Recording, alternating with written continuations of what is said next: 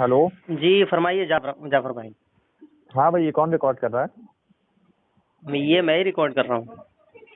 اچھا بھائی، کہیں شیئر نہ کریے گا. نہیں نہیں نہیں، دیکھیں کیا ہوتا ہے کہ ہم لوگ جو ہے جیسے ریکارڈ کرتا ہوں میں تو جی ظاہر سی بات ہے کہ بھائی میں ایک انسان ہوں، مجھ سے بھی غلطیاں ہو سکتی ہیں اور آپ سے بھی بات کہنے میں غلطیاں ہو سکتی ہیں. تو بعد میں ان دونوں چیزوں کو میں دیکھتا ہوں کہ بھائی کہاں مجھ سے غلطی ہوئی ہے، کہاں سامنے والے سے غلطی ہوئی ہے.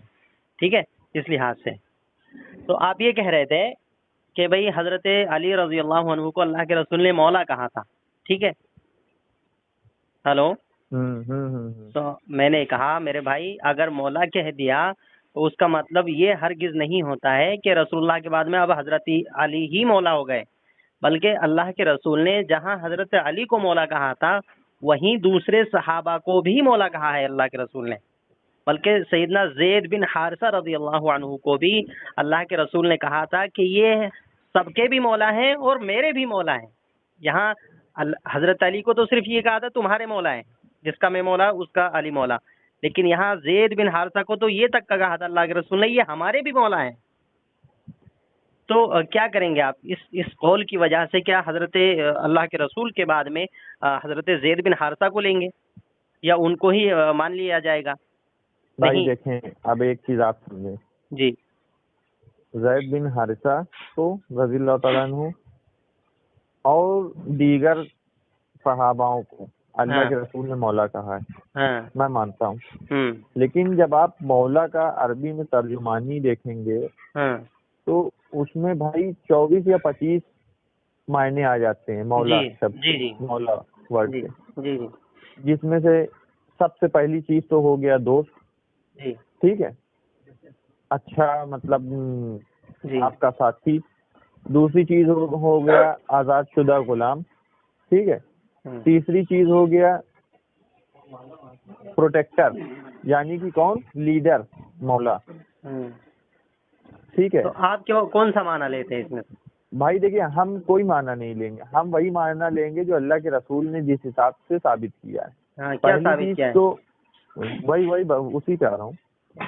جی پہلی چیز تو یہ کہ مولا بولنے سے پہلے انہوں نے کہا کیا، آپ یہ دیکھیں.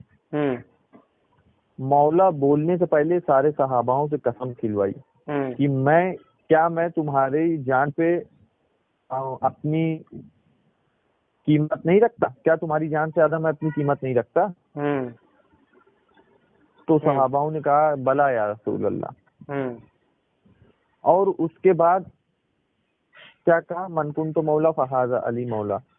اور اسی سے ایک پہلے آپ حدیث پڑھیں گے تو اس میں کہا تھا میں تمہارے بیچ میں 2 چیزیں چھوڑ کے جا رہا ہوں، 2 بھاری چیزیں جن کو پکڑ لو گے تو کبھی گمراہ ہی ہوگے. پہلا قرآن ہے، دوسرے میرے اہل البیت ہیں. جی ٹھیک ہے، تو اس میں کسی کا کوئی اختلاف کہاں ہے؟ جی تو اختلاف نہیں ہے تو پھر آپ قرآن کو اہل بیت کو کیوں نہیں پکڑتے بھائی اللہ کے بندو، شروع میں ہی میں نے یہ بات کہی ہے، شاید آپ نے غور سے نہیں سنا. میں نے کہا اللہ کے رسول نے حجۃ الوداع میں 2 چیزوں کو پکڑنے کے لیے کہا تھا. ٹھیک ہے، اس میں کتاب تھی اللہ کی قرآن مجید، اور اس کے بعد میں اللہ کے رسول کا طریقہ تھا. اب کیا یہ رسول اللہ طریقہ کس کے حساب سے سمجھیں گے آپ؟ جی میں وہی تو بتا رہا ہوں اللہ کے بندو سنیو. مطلب اللہ کے رسول کے طریقے میں کیا اہل بیت نہیں آتے؟ کیا اللہ کے رسول کا یہ طریقہ نہیں ہے کہ میرے بعد میں اہل بیت کا خیال رکھنا، ان کا دھیان رکھنا؟ یہ اللہ کے رسول کا طریقہ نہیں ہے؟ تو طریقہ جب ہم نے بولا ہے تو طریقے میں ساری چیزیں آ گئیں، اہل بیت بھی آ گئے اور دوسرے صحابہ، سب کچھ آ گیا اس میں. تو طریقہ جو ہے بہت وسیع معنی ہے، طریقہ جو ہے سنت کا جو معنی ہے کئی بہت لوگ آتے وسیع ہیں، ہے. اہل عقیل آتے ہیں، اہل مسلم آتے ہیں، اہل عباس آتے ہیں، وہ بات ٹھیک ہے، لیکن آپ یہاں یہ دیکھیں کہ پہلی چیز بتایا جا رہا ہے کہ اہل بیت کو پکڑنا ہے یا قرآن کو پکڑنا ہے، اور اہل بیت کو پکڑنے کے بعد پھر اس کے بعد حضرت علی کے بارے میں کہا کہ وہ تمہارے مولا ہیں. ہاں تو کیا ہوا یہ ساری چیزیں تو آپ وہ بات بتا رہے ہیں جن سے ہم متفق ہیں، اتفاق ہے ہمارا. بھائی اتفاق آپ کا دوسرے معنوں میں ہے بھائی، اس کو تو آپ مان رہے ہیں لیکن آپ اس کی انٹرپریٹیشن دوسری طریقے سے کر رہے ہیں. کس طریقے سے کر رہے ہیں بتائیے؟ بھائی آپ یہ دیکھیں کہ پہلے اب میں آپ کو حجۃ الوداع کی آپ نے بات بتایا تھا، حجۃ الوداع کی آپ کو بات بتا رہا ہوں، غدیر کے موقع پہ سب کو روکا ایک جگہ 3 دن تک، پھر اس کے بعد سب کو اکٹھا کیا، اکٹھا کرنے کے بعد پھر اس کو اعلان کیا کہ تمہارے بیچ میں 2 بھاری چیزیں چھوڑ کے جا رہا ہوں، جن کو پکڑ لو گے کبھی گمراہ نہیں ہوگے۔ تو بھائی یہاں پہ پکڑنے کی بات ہو رہی ہے، اور دوسری چیز بات یہ ہو رہی ہے اتھارٹی کس کو دی جا رہی ہے۔ کیا بھائی سنت تو ہم کو پکڑنا ہی پکڑنا ہے، وہ تو ہم مان ہی رہے ہیں، لیکن سنت کس کے طریقے سے پکڑنا ہے؟ جس طریقے سے اہل بیت آپ کو سنت سمجھائیں۔ اچھا بھائی سنت تو آپ کو کوئی بھی سمجھا سکتا ہے، وہ صحابی سمجھا سکتے ہیں، تابعین سمجھا سکتے ہیں، ائمہ سمجھا سکتے ہیں، لیکن جس طریقے سے اہل بیت سمجھائیں گے اس طریقے سے سمجھنا ہے ہمیں۔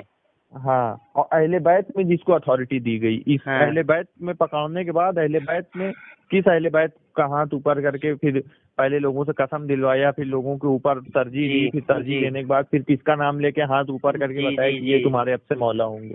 ماشاء اللہ، بہت ہی اچھی بات آپ نے کہی ہے جعفر بھائی، بہت ہی اچھی بات کہ بھائی سنت کو ہمیں اہل بیت سے سمجھنا ہے۔ یہ بات بالکل صحیح ہے نا، اہل بیت سے ہی سمجھنا ہے ہمیں سنت کو۔ اب یہ جو جملہ ہے نا آپ کا کہ اہل بیت سے ہمیں سنت کو سمجھنا ہے، میں سمجھتا ہوں تمام شیعہ برادری پر ایسا زوردار تماچا ہے جس کا جواب ہی نہیں ہے شیعہ کے پاس۔ آپ ایسا مطلب جملہ بول چکے ہیں، یہی بالکل بہت عمدہ بات کہی ہے آپ نے کہ ہمیں اہل بیت سے ہی سنت کو سمجھنا ہے۔ اب یہی اہل بیت میں سے حضرت علی جو ایک پہلے نمبر پہ آتے ہیں، وہی خود یہ کہہ رہے ہیں کہ ہم رسول اللہ کے بعد میں ابو بکر کو مانتے تھے، یہ اہل بیت ہی ہمیں بتا رہے ہیں۔ تو اب یہاں پر پوری شیعہ برادری پر تماچا ہے زور سے کہ تم کہہ رہے ہو اہل بیت سے سمجھنا ہے، اور اہل بیت کہہ رہے ہیں، سمجھا رہے ہیں کہ رسول اللہ کے بعد میں ہم ابو بکر کو مانتے ہیں، یہ اہل بیت کہہ رہے ہیں، حضرت علی کہہ رہے ہیں۔